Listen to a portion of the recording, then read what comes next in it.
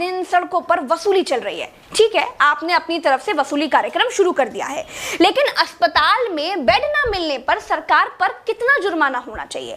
Ventilator ना मिलने पर सरकार पर कितना जुर्माना होना चाहिए?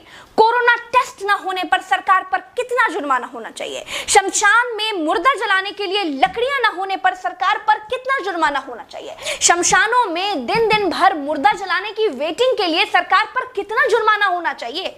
जितने मंत्री और ये मुख्यमंत्रियों ने बंगाल से कोरोना लाकर फैलाया है, उन पर कितना जुर्माना होना चाहिए? बंगाल में बिना मास्क महीने भर से घूम रहे नेताओं पर पर डे के हिसाब से कितना जुर्माना होना चाहिए?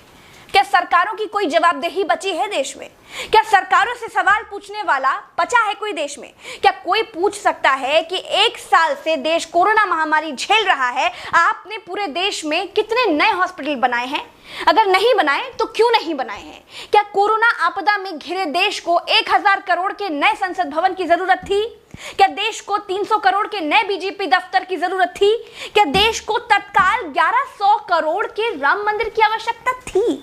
मंदिर के लिए चंदा मांगा जा सकता है तो हॉस्पिटल बनाने के लिए भी सरकार चंदा मांग सकती थी, लेकिन अस्पताल बनाने की नियत नहीं थी। मूर्ति बनाने की नियत थी तो बना दी।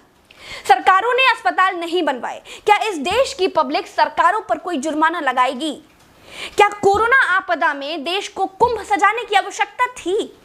क्या देश को कोरोना महामारी के बीच बंगाल चुनाव में रैलियों की आवश्यकता थी? नहीं थी। देश को अस्पतालों की, डॉक्टरों की, कोरोना की दवाइयों की जरूरत थी। कुछ दवाइयां बनाई भी तो वाहवाही के चक्कर में विदेश भेज दी।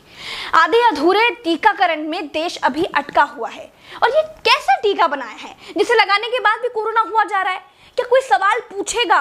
चीन ने कोरोना को फैलाया और पूरी तरह से कंट्रोल कर लिया, अपनी जीडीपी में रिकॉर्ड बढ़ोतरी कर ली।